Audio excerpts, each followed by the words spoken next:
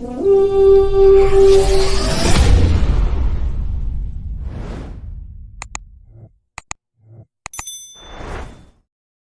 up, Viking fans, and thank you for tuning in to the Skol State of Mind podcast. Well, draft week is finally here, and I feel like the Minnesota Vikings are putting on their final touches to prepare for the NFL draft. I mean, I haven't been this excited about the NFL draft in a long time, but the most thing I'm excited about the most is the Minnesota Vikings might get their quarterback of the foreseeable future. So I can't wait. So let's get into this episode. Let's talk about Dalton Risner. Well, I don't know if everybody has, seen on Twitter or various social media posts that Dalton Risner is a little frustrated that he's not on a NFL roster right now. I mean, he's already fired his agent and he hired a new agent in hotshot Drew Rosenhaus, and he's still not signed with an NFL team. Now, if you've been following me, you already know I'm not a big Dalton Risner fan. I mean, I'm big on running the ball, and I really feel that Dalton Risner is not a great run blocking guard, but his pass blocking ability is great. So it's kind of like, catch 22. But for the money that he's probably requesting, he needs to be able to do both things, if not great, but good on a consistent basis. And I feel like Dalton Risner going on social media, voicing his frustration, basically throwing Ezra Cleveland under the bus, while Ezra Cleveland has already signed a 3-year, $24 million deal with the Jacksonville Jaguars. Why are you doing that, bro? Like, I just feel like enough is enough with Dalton Risner. There's a lot of, Viking fans out there that would want him back, but I feel like this dude might be a problem. I mean, because who goes on social media and demands, that he get a contract on the NFL team while blasting other players, already, firing his agent, doing all these things? Like, enough is enough. I'm kind of happy the Minnesota Vikings didn't offer him a contract. And if they was going to offer him a contract, after the NFL draft, he basically fucked that up with voicing his frustrations on social media. No team executives is going to be like, oh, okay, we understand, we're going to bring him back. I say the same thing that happened to Dalton Risner last year is going to happen again. Somebody's probably going to have to get hurt in camp, or somebody's going to have to get hurt in the season before he signs to another NFL roster. But enough about talking about that dude. Let's talk about Jadon Daniels. So Jadon Daniels has his concerns with the Washington Commanders. Now, it was, put out there that the Washington Commanders on their NFL 30 visits kind of had all the quarterbacks come in at once. Now, to me, that's a red flag because this is an NFL franchise. This isn't like your typical Macy's or, Walmart group interviews. Like, you're about to be drafting the quarterback of the future. You're going to be paying him a tremendous amount of money, and you would need more one-on-one time with them. So I don't understand the process that the Washington Commanders was thinking on trying to, bring all these quarterbacks together. So, it was reports coming out that Jadon Daniels' camp was not happy about that, and he was leaning towards the Minnesota Vikings and the Las Vegas Raiders. But we still have to take everything that's said with a grain of salt because it is draft season and it's kind of like players jockeying for position, teams jockeying for position. But it still don't take away that the Commanders basically had all the quarterbacks that's supposed to be slighted in the first round in this draft interview all at one time. Like, come on now. I thought the Commanders was going in a different direction, but it seems like it's the same shit show. So let's talk about this, though. We already know that the Vikings are interested in drafting the quarterback in this draft, but it seems like more and more reports that come out are linking the Vikings to jjmccarthy and drakemaye. Now, we're not going to get into how I feel about drakemaye and jjmccarthy because you already know I'm real big on Jadon Daniels.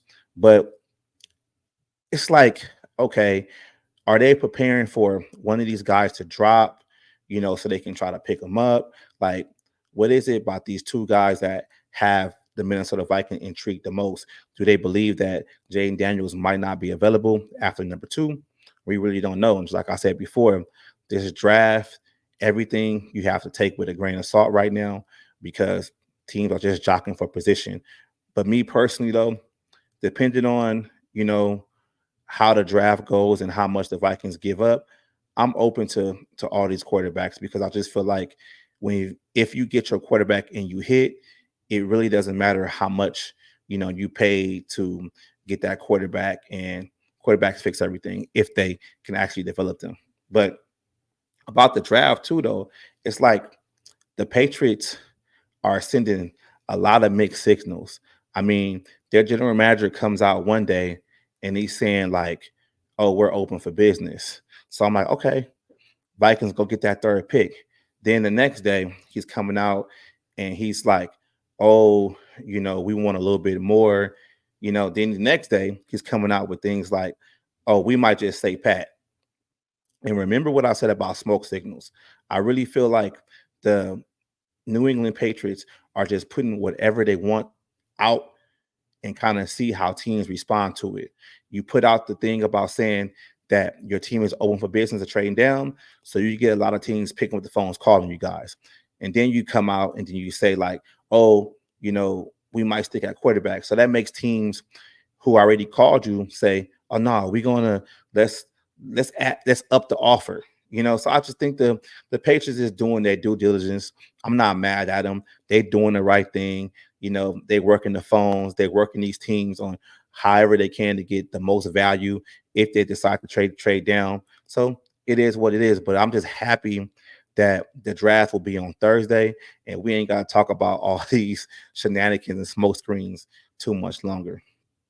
But so let's move on. Let's keep this show moving. All right. So speaking of that, talking about the Patriots, the Minnesota Vikings put their word out that they ready to move up now, that they want to move up before Thursday. This is smart to me. Like, I like it, but you have to put two things in perspective. Yeah, it's okay to move up. And two, you have to move up to a spot to where you can't get jumped.